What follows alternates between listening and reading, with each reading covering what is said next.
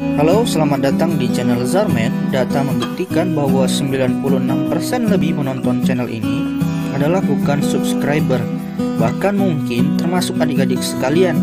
Nah, oleh sebab itu, silakan klik subscribe terlebih dahulu untuk mendapatkan info terbaru dari channel ini, terutama mengenai pelajaran matematika. Oke, terima kasih untuk subscribe-nya. Saya ucapkan selamat menonton.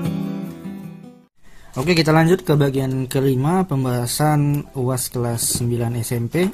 Di bagian kelima ini kita udah masuk ke nomor 21. Berikut ini termasuk transformasi isometri kecuali.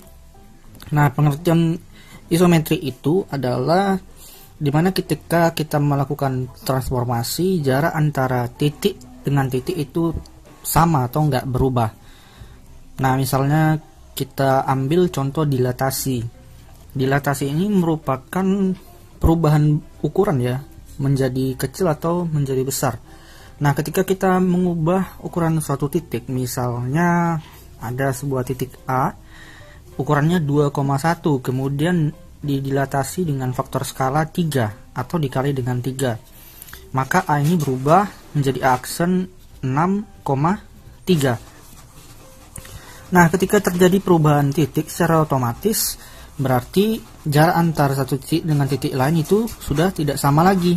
Berarti yang A ini merupakan jawabannya. Nah, untuk opsi B, rotasi. Misalnya kita putar bagaimanapun sebuah kubus misalnya, itu jarak antar satu titiknya tetap sama, tidak berubah. Begitu juga dengan translasi. Suatu kubus kita pindahkan kemanapun posisinya, itu jarak antar titiknya tidak berubah. Apalagi refleksi atau pencerminan, tentu jarak antar titik itu tidak akan berubah. Oke, kita masuk ke nomor 22. Sebuah tongkat yang tingginya 2 meter, mempunyai bayangan 1,5 meter. Bayangannya 1,5 meter.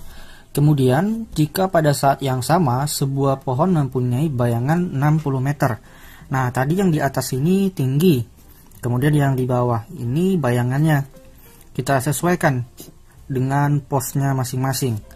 Bayangan katanya 60, bayangan itu yang di bawah ya, kita tulis di sini 60. Kemudian pertanyaannya, maka tinggi pohon tersebut. Tinggi itu berada di atas, jadi kita simbolkan dengan X karena ini yang dicari. Oke, setelah seperti ini kita bisa langsung aja kali silang. 60 dikali 2 itu jadinya 120 sama dengan 1,5 kali X jadinya 1,5X. Berarti X sama dengan 120 dibagi dengan 1,5.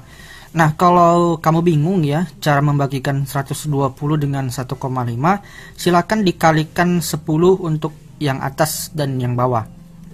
Berarti kalau yang atas dikali 10 itu jadinya 1200. Kemudian kalau 1,5 dikali 10 itu jadinya 15. Nah, ini baru kita bagi. Kira-kira ini kali berapa?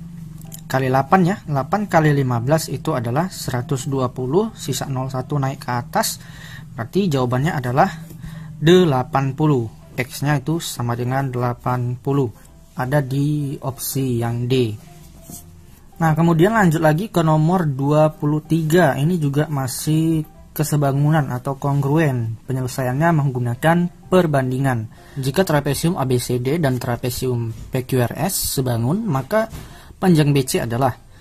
Nah, kita bisa lihat di sini kalau AB itu sama dengan PQ. Karena apa sama ya? Karena dia sama-sama posisinya menjadi alas. Nah, kemudian untuk sisi miring pada sebelah kanan itu ada CB dan juga ada RQ. Yang ditanya ini CB ya atau BC.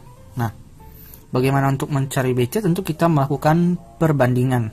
Perbandingannya berarti AB dibanding dengan PQ kemudian sama dengan BC atau yang ditanya pada soal ini dibanding dengan QR ya.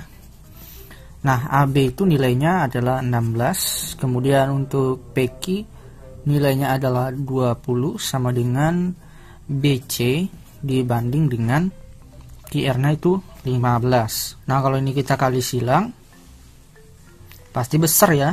Oleh karena itu, coba kita sederhanakan dulu. 16 sama 20 kita sederhanakan, sama-sama bagi 4. 20 bagi 4 jadi 5, 16 bagi 4 itu jadinya 4. Ini baru kita kali silang, BC kali 5 jadinya 5BC sama dengan 4 kali 15, jadinya 60 ya. BC sama dengan 60 dibagi dengan 5, maka panjang BC itu adalah 12 cm. Ada di opsi yang A. Nah, selanjutnya kita masuk ke nomor 24. Ini masih mengenai kesebangunan atau kongruen. Diketahui di sini segitiga ABC dengan sudut A itu 85 derajat. Kemudian B di sini adalah 70 derajat. Nah, syarat kongruen itu adalah setiap sudutnya itu harus sama antara bangun yang satu dengan bangun yang lainnya. Jadi kita harus mencari opsi yang mana sudutnya itu sama dengan yang ada di soal. Nah, ini kan udah diketahui nih, A-nya 85, B-nya 70, berarti yang kurang itu C-nya kan. Segitiga itu ada 180 derajat. 85 tambah 70 itu udah 155. Berarti yang kurang itu 25 derajat. Kita coba dari yang A, ini P, Q, R ya. P-nya nggak diketahui, Q-nya 70, kemudian R-nya 70. Q dengan B ini kan sama. Nah, sudutnya 70 berarti masih benar. C sama R ini sama, sudutnya 25 dengan 70. Udah beda ya, berarti yang opsi A enggak. Setelah coba lagi ke opsi yang B, M, N, O. Nah, di sini diketahui M-nya 85 sama ya dengan yang A, kemudian O-nya 20, sementara di sini C-nya 25. Berarti yang B juga bukan. Kita lanjut ke yang C, X, Y, Z. X-nya di sini diketahui 85. Kemudian untuk yang Z-nya di situ 25. Sama ya, A-nya 85, Z-nya 25, udah pasti Y-nya juga sama dengan B itu 70. Berarti jawabannya ada di opsi yang C. Nah, kemudian kita masuk nomor yang terakhir yaitu nomor 25. Ini juga sama seperti nomor 24 tadi. Di sini yang diketahui itu KLM, di mana K-nya itu 38 sedangkan L-nya itu 62. Berarti M-nya berapa? Berarti M-nya itu 80 ya. Nah, kita lihat dari opsi yang A dulu ya. Di opsi yang A itu A dan B-nya. A-nya 38, B-nya 80. Udah beda ya. L-nya 62 sementara di sini B-nya 80. Kemudian opsi yang B, B-nya 62, kemudian untuk yang C-nya itu 80. Nah, ini udah sama ya. L62, B62, M80, C80. Berarti jawabannya ada di opsi yang B. Oke, sekian dulu untuk video kali ini. Sampai jumpa di part berikutnya. Setelah ini jangan keluar karena ada beberapa video menarik. Silahkan di like dan di subscribe. Saya ucapkan terima kasih.